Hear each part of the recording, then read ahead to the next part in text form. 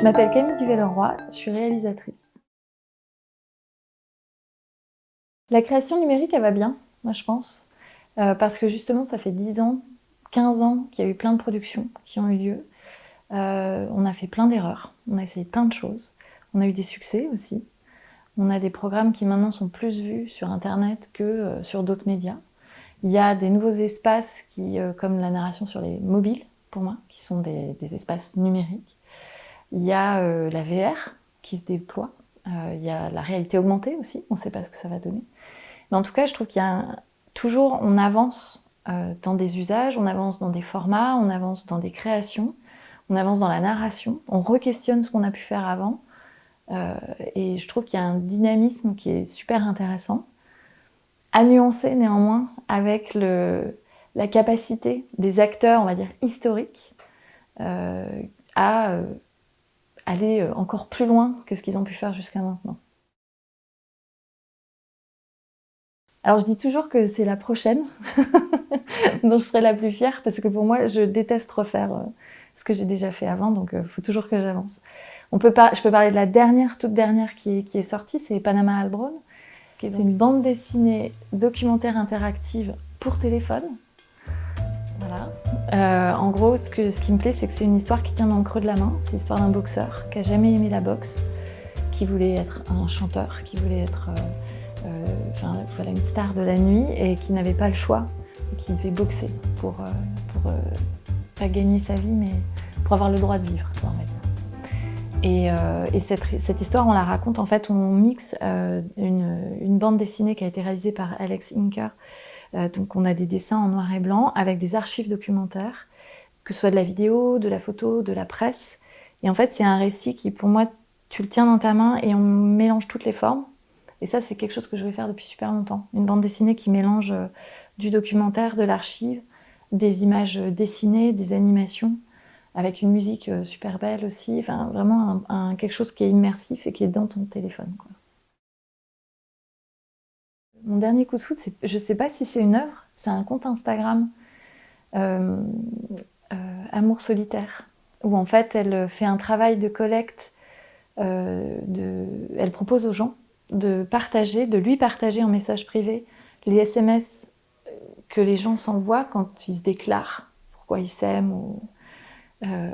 Et en fait, elle essaie de capter un petit peu, je trouve, le moment de la bascule dans l'amour et dans la séduction. Et donc elle publie quotidiennement des SMS, quoi. En fait, c'est plus une forme que j'ai découverte il y a 2-3 ans, j'avoue, parce que j'ai plus 18 ans et demi, ou vers même 12 ans. C'est la chat-fiction, quoi. Ça, c'est une forme qui me fascine, vraiment.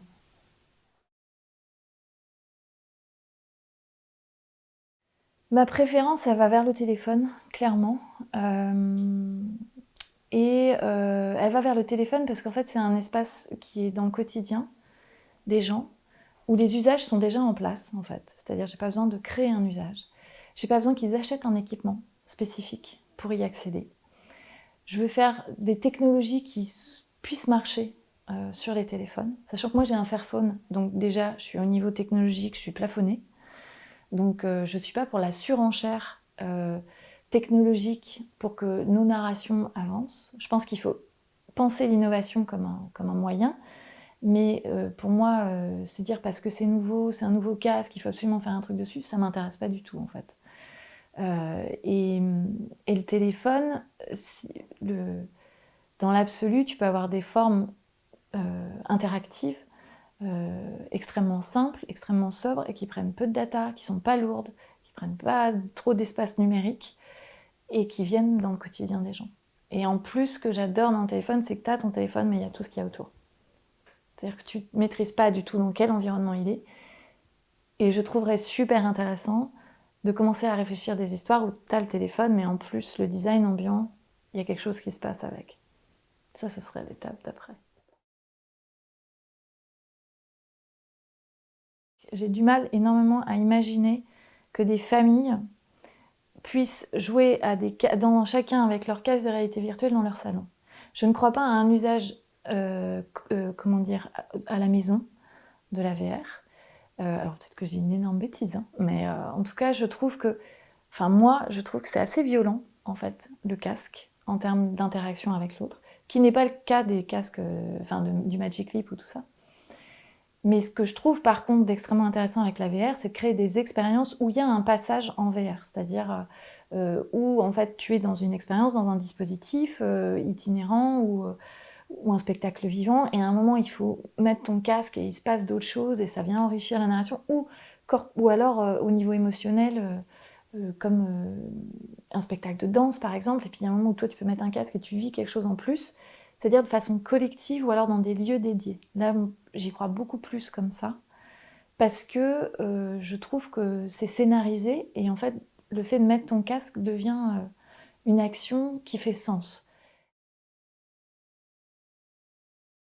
Il y a une spécificité à la création numérique française dans le sens où elle a une visibilité, je pense, qui est supérieure à plein d'autres œuvres par rapport à d'autres pays. Enfin, on dit toujours c'est le Canada et la France, pour moi, qui sont les deux espaces où, en termes de numérique et d'interactif, on déploie plein de choses, hormis, et si on exclut le jeu vidéo, parce que le jeu vidéo est beaucoup plus ouvert. Et même encore, je pense qu'on passe toujours par notre prisme d'occidental, parce que quand tu réfléchis au format du webtoon en Corée du Sud, donc de la BD numérique, alors c'est pas la même chose, parce que c'est pas une création originale, on est plutôt sur un format, une répétition, etc. Mais je trouve que comme il y a eu des actions de soutien public avec le CNC, avec Arte, avec France Télé, qui ont voulu, même Canal+, ça fait des choses. Il y a quand même eu une impulsion comme ça, à partir du moment où tu as des fonds qui sont dédiés, bah, il y a des auteurs spécifiques qui émergent, et il y a des œuvres différentes qui arrivent. Alors après, nos spécificités, peut-être, je sais pas, qu'on ait du documentaire, on a pas mal de documentaires quand même. Et après, en fait, c'est difficile de... En tout cas, je pense que la création numérique existe parce qu'il y a une politique publique aussi qui l'a permise, qui lui a donné un statut d'œuvre. Pour produire des œuvres numériques, en fait, moi, je suis un parcours ultra institutionnel et classique. En fait, je vais solliciter les fonds de soutien de l'audiovisuel, qui ont ouvert des fonds dédiés au numérique ou à l'interactif ou au transmédia à une époque. Enfin, ça a eu plusieurs noms. Et en fait, il y a des aides à l'écriture qui sont pour moi essentielles et qui sont quand même très ouvertes, parce que n'importe qui peut envoyer un dossier au CNC ou en région. Donc moi, je vis en région Occitanie, donc je peux solliciter la région Occitanie en écriture. Et même s'il n'y a pas des fonds dédiés à l'interactif, en fait, tu peux déposer au fonds fiction ou au fonds documentaire, et les gens lisent, savent lire aussi quelque chose d'interactif. Et après, bah, tu as le développement. Et ensuite, pour la production, pendant longtemps, il fallait avoir un diffuseur télé pour faire de l'interactif, enfin pour avoir des œuvres interactives diffusées. Et maintenant, c'est plus obligatoire. C'est plus nécessaire. Donc ça, pour moi, c'est génial, parce que ça réouvre un champ des possibles en termes d'acteurs, même d'autres financements. C'est-à-dire que tu peux aller vers le théâtre, c'est-à-dire que tu peux aller aussi vers les gens du jeu vidéo. Enfin, on peut se mélanger, quoi. On peut aller ailleurs. Et ça, c'est super intéressant. Mais enfin voilà, moi, je suis toujours ce parcours-là, et pour l'instant, ça se passe bien.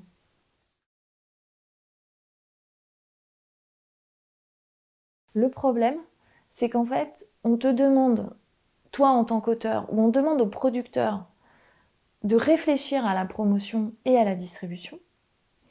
Là, dans l'interactif, on parle bien sûr. Là où dans le cinéma, par exemple, c'est des gens différents, ils ont des métiers, c'est un boulot, quoi, c'est un truc. Nous, en fait, le boulot d'éditeur, même sur un store, il n'y a pas un éditeur de récits interactifs. Il y a eu plein de projets qui sont sortis, des applis, enfin il y a eu plein d'applis, et enfin, quand tu penses, je sais pas, il y a eu Falena, La Grande Histoire d'un petit trait, il y a eu les œuvres, le Carnaval des animaux, enfin tu vois, France Télé a fait des choses. Le Arte aussi a sorti des applis. Ils n'ont jamais eu de stratégie de distribution sur les stores, alors d'édition en fait, de distribution et donc de promotion, alors qu'on avait des espaces géniaux, enfin tu vois, et que tu as un vrai catalogue qui est super intéressant. Pour se lancer dans la création numérique, je pense que la première chose, c'est d'abord d'observer et de manipuler. C'est-à-dire observer ce que font les gens, manipuler tous les outils, toutes les interfaces qui sont à disposition, c'est-à-dire être sur Instagram, aller sur Twitch, jouer à des jeux vidéo. En fait, il faut avoir une énorme curiosité sur ce qui est en train de se faire. Je pense que c'est super intéressant aussi de se cultiver au niveau de la narration, mais vraiment de la narratologie. C'est-à-dire, qu'est-ce que c'est un récit interactif, comment il se structure, c'est quoi le game design, comment je convoque les deux, quels sont les enjeux propres à un récit interactif sur le numérique, parce qu'il y a des récits interactifs non numériques, mais en tout cas, il y a ça aussi, et après, en fait, c'est de prototyper. Et pour ça, il n'y a pas besoin d'argent. C'est-à-dire que souvent, le truc, c'est tu te dis, pour faire un truc numérique, il va me falloir plein d'argent, il faut que je contacte un développeur, machin. En fait, non, tu as plein d'outils aujourd'hui qui existent, qui te permettent de prototyper, de bidouiller 3 trucs, de faire, s'il faut, tu fais des choses au post-it, tout ça, enfin, il n'y a pas besoin de plus, de prototyper, et aussi, après, de le mettre dans les mains de quelqu'un d'autre. C'est-à-dire, alors pas ta mère ou pas ton père, parce que c'est trop facile, mais des gens de ta génération ou de la génération cible que tu vises, ou si c'est des enfants, bah, il va falloir leur mettre un petit prototype dans les mains, et de voir ce qu'ils font avec, de voir comment ils réagissent, de voir si ça marche, ce que tu as imaginé ou pas. Et en fait, ça veut dire qu'à partir du moment où tu commences à travailler de cette manière-là, tu es dans l'itératif, tu fais et refais, et accepter que ce que tu as imaginé, il faut toujours revenir dessus. Ma préoccupation, je dirais, maintenant, c'est... J'aimerais que les projets, que les programmes que j'ai écrits, que j'ai réalisés, aient gagné une cohérence en termes à la fois d'engagement sociétal, c'est-à-dire que les sujets qui m'intéressent quand même, c'est beaucoup autour de la discrimination, donc lutter contre cette discrimination. Donc d'avoir une cohérence, on va dire, éditoriale sur des luttes qui me sont personnelles, et d'arriver à une sobriété technologique, ce qui est Enfin, c'est complètement incohérent.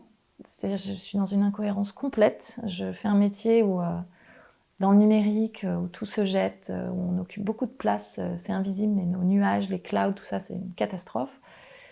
Et j'aimerais bien que petit à petit, plus j'avance, plus j'arrive à des objets technologiques intelligents, et en fait, ils soient technologiques et écologiques, et qu'on retienne que c'était pas la course en avant absurde et qui génère trop de choses négatives pour les générations futures.